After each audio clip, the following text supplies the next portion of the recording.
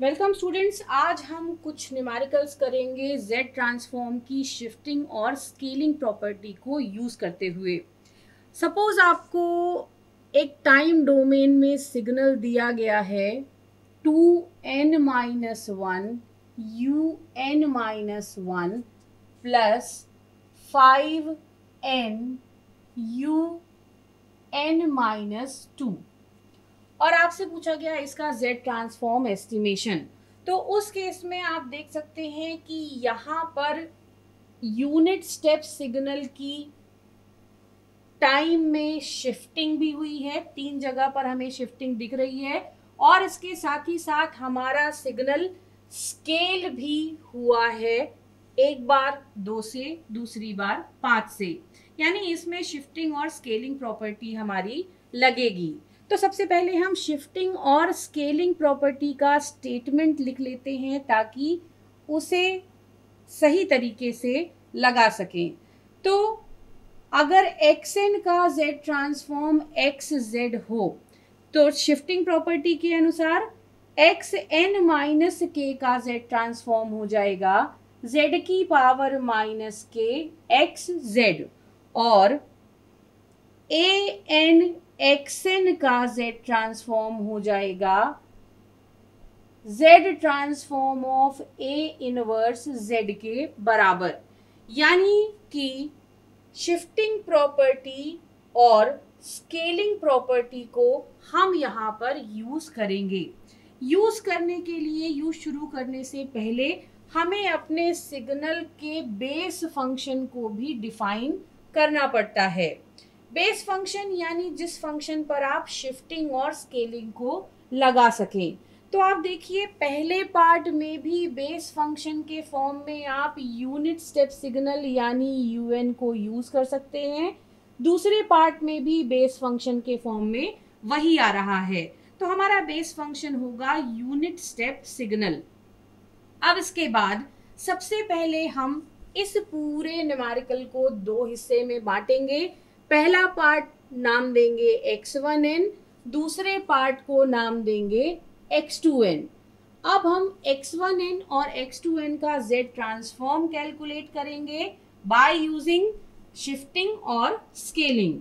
इसके बाद उन दोनों को जोड़ देंगे तो हमें रिजल्टेंट z ट्रांसफॉर्म मिल जाएगा।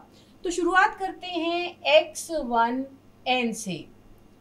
x1n का z ट्रांसफॉर्म कैलकुलेट करना यानी z ट्रांसफॉर्म कैलकुलेट करना 2n-1 un-1 का।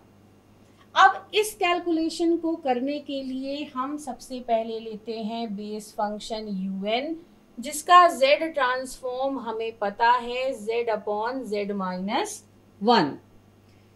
तो 2n un का z ट्रांसफॉर्म कितना होगा, इसके लिए हमें लगानी पड़ेगी स्केलिंग। स्केलिंग से जब हम इसे कंपेयर करते हैं तो हमें हमारे स्केलिंग फैक्टर की वैल्यू a की वैल्यू मिल रही है 2। तो अब हम क्या करेंगे, जहां जहां पे z आया है xz में वहां पे रखेंगे a इनवर्स z यानी 2 इनवर्स z। तो हमने z की जगह पर 2 इनवर्स z रख दिया, यहाँ पर भी हमने 2z इनवर्स रख दिया और हमें ये एक्सप्रेशन मिला। हम इसे सिंप्लीफाई करेंगे क्योंकि 2 इनवर्स z का मतलब होता है z बाय 2। तो हम यहाँ पर z अपॉन 2 लिखेंगे न्यूमरेटर पर और z अपॉन 2 लिखेंगे डेनोमिनेटर पर। इस एक्सप्रेशन को जब हम सिंप्लीफाई करेंगे तो हमें मिलेगा z अपॉन z माइनस 2। तो 2 की पावर n un का z ट्रांसफॉर्म हो जाएगा z अपॉन z माइनस 2। इसके बाद हमारा जो एक्सप्रेशन है जिसका हमें z ट्रांसफॉर्म कैलकुलेट करना है उसमें 2n-1 है और un-1 है, यानी कि हमारा ये वाला सिग्नल एक यूनिट से शिफ्ट हुआ है। यानी हमारे लिए शिफ्टिंग प्रॉपर्टी अगर हमें लगानी है तो k की वैल्यू हमें मिल रही है 1। तो उस केस में अगर इस एक्सप्रेशन में हम शिफ्टिंग प्रॉपर्टी लगाएं और एस्टिमेट करें 2n-1 un-1 का z ट्रांसफॉर्म, तो हमें z ट्रांसफॉर्म जो मिला है उसमें z की पावर -k, k की वैल्यू 1 है तो z की पावर -1 से अपने पूरे z ट्रांसफॉर्म को मल्टीप्लाई करना पड़ेगा, यानी कि हम z इनवर्स को मल्टीप्लाई करेंगे z अपॉन z माइनस 2 से। तो z इनवर्स इंटू z हमें दे देगा 1 अपॉन z माइनस 2। तो पहले पार्ट का हमने z ट्रांसफॉर्म कैलकुलेट कर लिया। 2n-1 un-1 का z ट्रांसफॉर्म हो जाएगा 1 अपॉन z माइनस 2। अब हम कैलकुलेशन करेंगे z ट्रांसफॉर्म का सेकेंड सिग्नल पार्ट के लिए, यानी कि अब हम कैलकुलेशन करेंगे x2n के लिए, जो कि है 5n un-2। इसका कैलकुलेशन शुरू करने से पहले आप इस सिग्नल को देखिए, इसमें 5 की पावर में n है, लेकिन u के साथ n-2 है, यानी कि दोनों में एक साथ शिफ्टिंग नहीं होगी जैसा कि इसके पहले वाले सिग्नल में होता था, बल्कि इस केस में हमें पहले un को शिफ्ट करना पड़ेगा, फिर उसकी स्केलिंग करेंगे। तो अब शुरू करते हैं कैलकुलेट करना। हमें पता है कि un का z ट्रांसफॉर्म है z अपॉन z माइनस 1।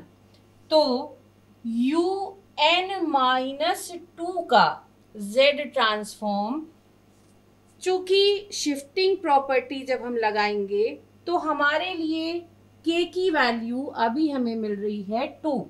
तो un-2 का z ट्रांसफॉर्म हमें इसके z ट्रांसफॉर्म में z की पावर -2 का मल्टीप्लिकेशन करने से मिलेगा।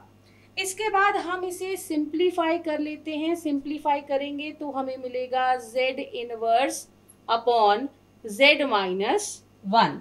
un-2 का z ट्रांसफॉर्म कैलकुलेट हो गया। अब इसके बाद इसका अगला पार्ट है 5 की पावर n।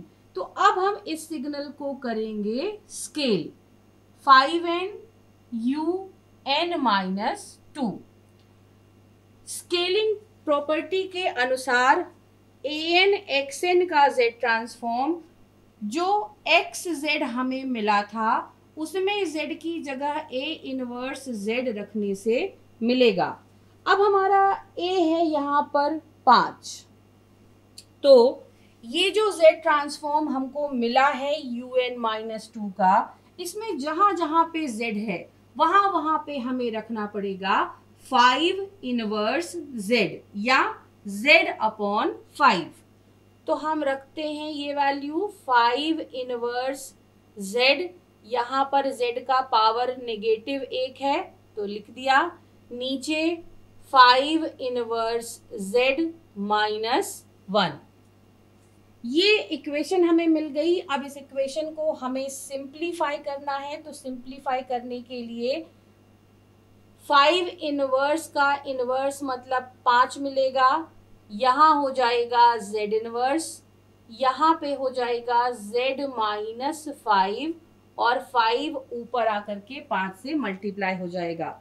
थोड़ा और सिंप्लीफाई करेंगे क्योंकि z इनवर्स यानी 1 अपॉन z, तो हमें ये इक्वेशन मिल जाएगी 25 अपॉन z माइनस 5। तो 5n un-2 का z ट्रांसफॉर्म हो जाएगा 25 अपॉन z माइनस 5। अब हमें 2n-1 un-1 का z ट्रांसफॉर्म मिल गया 1 अपॉन z माइनस 2, और 5n un-2 का z ट्रांसफॉर्म मिल गया 25 अपॉन z माइनस 5। तो रिजल्टेंट z ट्रांसफॉर्म इन दोनों z ट्रांसफॉर्म्स के एडिशन के बराबर होगा, यानी 1 upon z minus 2 plus 25 upon z, z minus 5। ये आपका नेट z ट्रांसफॉर्म होगा।